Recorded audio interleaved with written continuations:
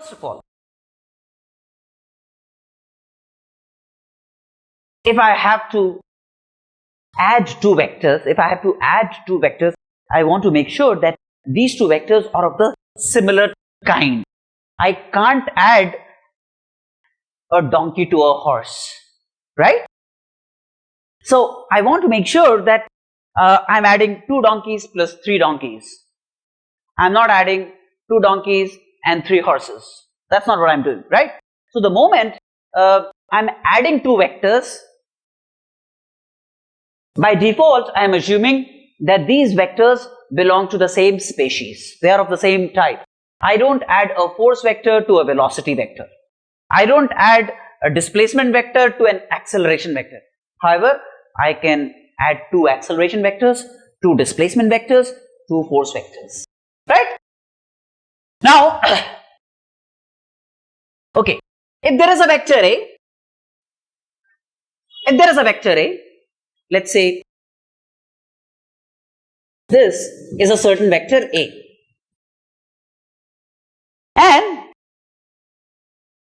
if there is a vector B, and they are not parallel to each other, and they are not necessarily parallel to each other, right? And they include an angle theta with respect to each other. A and B include an angle theta with respect to each other. This will tell me the direction of A, this will tell me the direction of B, this will tell me the magnitude of A, this will tell me the magnitude of B. Now, the moment I say C equal to A plus B, what it really means and implies is that C is the resultant of A and B. This means that C is the resultant of A and B. This statement means that C is the vector C is the resultant of A and B. That means these two vectors A and B produce the same effect as one single vector C. The effect produced by A and B together is the same as the effect produced by C alone. That's when I say that C is the resultant of A and B or the equivalent of A and B, right? Now, if A and B were parallel, then I already told you how to find their resultant or their equivalent. But if they are not parallel, if they are something like this, acting at an angle theta with respect to each other at a point, for example, O, then the resultant of these two vectors, the resultant or the equivalent of these two vectors, the vector C, is obtained out of what's referred to as the parallelogram law of vectors.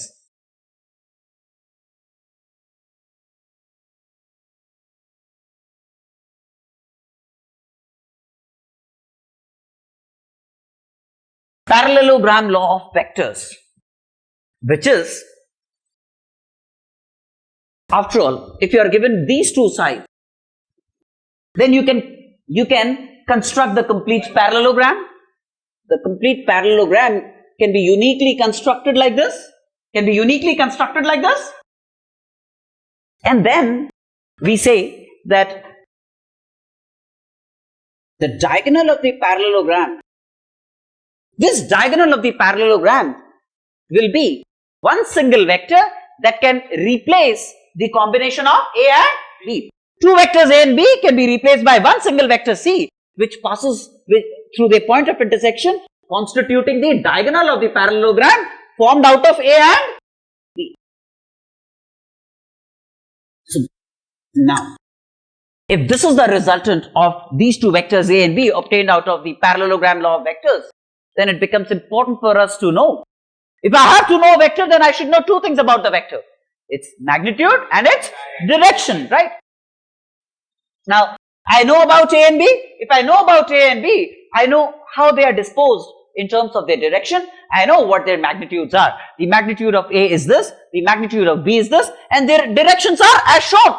And their relative orientation with respect to each other, that means the angles that they make with respect to each other, is given by this angle theta.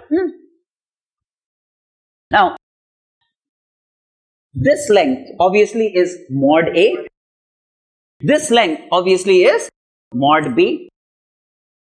And now I would have to deploy geometry, very ordinary geometry, to find the length of this vector C, that is mod C. This length is mod C in terms of mod A and mod B. Now, however, if this length is mod B, this length is also mod B. If this length is mod A, this length is also mod A, opposite sides of a parallelogram, right? Right. Now, what I do is, let me call this point P, let me call this point Q, let me call this point R of the parallelogram, right? The vertices of the parallelogram labeled as OPQR, OPQR as shown.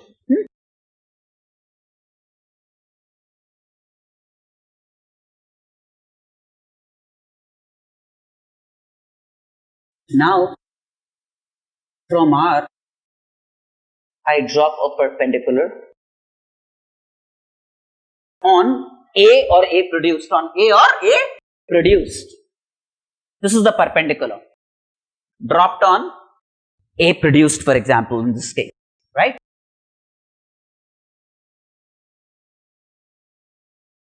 This length, I said, is the same as this length. So if this length is mod B, this length is also mod B. Now, this side is parallel to this side. So if this angle is theta, this angle is also theta. Corresponding angles, yes or no?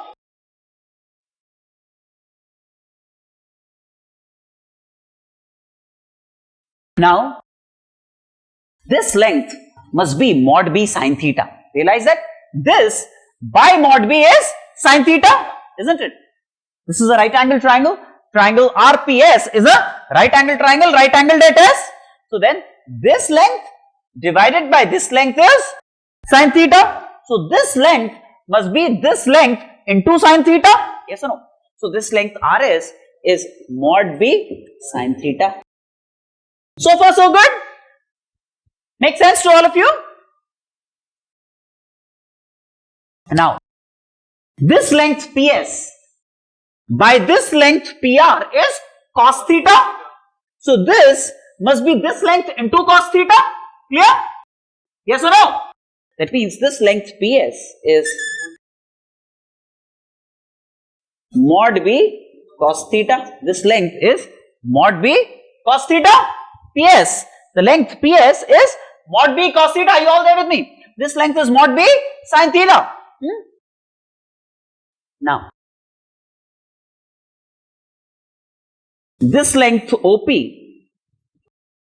was the length of the vector A, mod A therefore, right?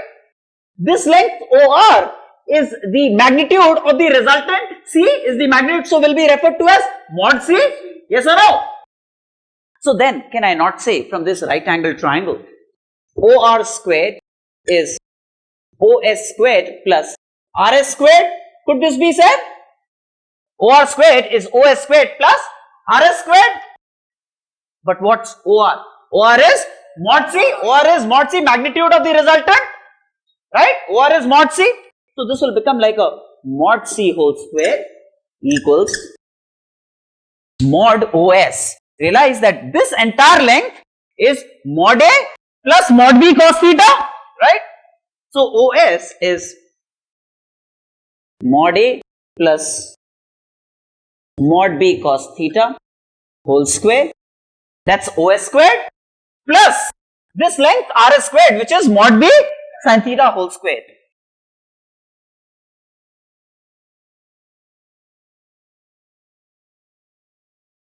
Mod B squared sin squared theta.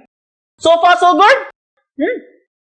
Now, realize that if I expand this, then I'll get mod A squared plus twice mod A mod B cos theta plus mod B squared cos squared theta plus mod B squared sin squared theta. But mod B squared cos squared theta plus mod B squared sin squared theta would be mod B squared, So then I end up getting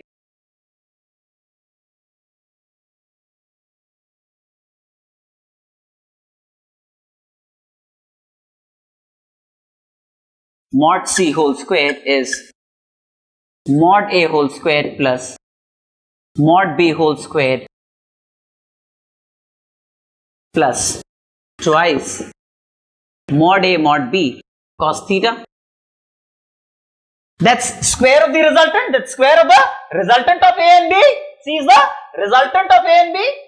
That means the vector C has magnitude given by the vector C, the resultant, the equivalent of A and B has a resultant, has a magnitude given by square root of mod A squared plus mod B squared plus twice mod A mod B cos theta, as you can see. Clear? Square root of this whole thing. Yes or no? Okay. Now that's as far as the magnitude of the resultant of A and B is concerned. But then C is a vector. It does not suffice to know the magnitude alone. We want to know the direction also. Again, the direction would become a descriptive issue. Direction by itself means nothing. For direction, we need a reference. We need a reference. In this case, I can choose anything as my reference, right? I can choose the line joining Kolkata and Hong Kong as my reference, for example. I can choose this as my reference. I can join Kolkata and Nagpur. That could be my reference, right? But then there has to be some reference. And once you decide that this is your reference, it's like a marriage. Stay put, right? You don't play around with it. You maintain that, because if you keep changing those references, you'll be in a mess. So then, in this case, this vector, for example, could be our reference. All directions could be measured with respect to the vector A. For example, this is the vector A, and this could be, let's say, our reference vector, or a reference direction, or a reference direction. Then B, the direction of B can be stipulated in terms of the direction of A. What is that entity that stipulates the direction of B? Theta. The vector B makes an angle theta with A, with the direction of A. So then theta tells me completely about the angular disposition or the directional disposition of B, right? So if I've chosen A to be my reference direction, then the resultant C must also be looked upon with the same amount of sanctity. I should measure the direction of C with the help of this angle alpha. This angle alpha will tell me how C is directed, how the resultant C is directed with respect to a reference line, right? And this is that measurement, angle alpha, right? Angle alpha will tell me the direction of C with respect to our benchmark line, the vector A. Clear? Evidently then, if you looked at the right angle triangle ORS, in this right angle triangle, tan alpha as you can see is this length divided by this length. But what's this length? This length is mod B sin theta. What is this length? Mod A plus mod B cos theta.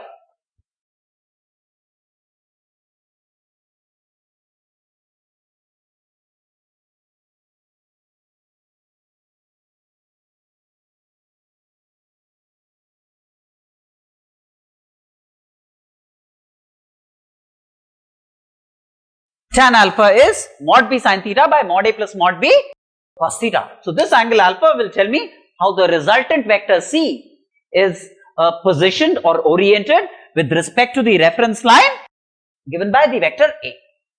Fair enough? So then I know the vector C completely. I know C in terms of its magnitude given by this magnitude of A whole squared, magnitude of B whole squared, twice mod A mod B into cosine of the angle between the vectors A and B. And I know its directional implication, which is the angle alpha. Tan alpha would be mod B sin theta, where theta tells me the direction of the vector B with respect to the vector A. So mod B sin theta by mod A plus mod B cos theta, right? That's the orientation of the resultant. So once you know the magnitude and direction of a vector, you know everything about the vector. So both A and B can be replaced by one single vector C, which will produce the same effect as A and B produced together. That's why C is looked upon as the resultant or the equivalent of A and B. And that statement is C equal to A plus B. This clearly means this is only a statement which means that A and B can be replaced by one single vector C. C is the resultant of A and B. The magnitude of C obtained from this, the direction of C obtained from this. So far so good. So you understand the parallelogram law of vectors to begin with? Clear?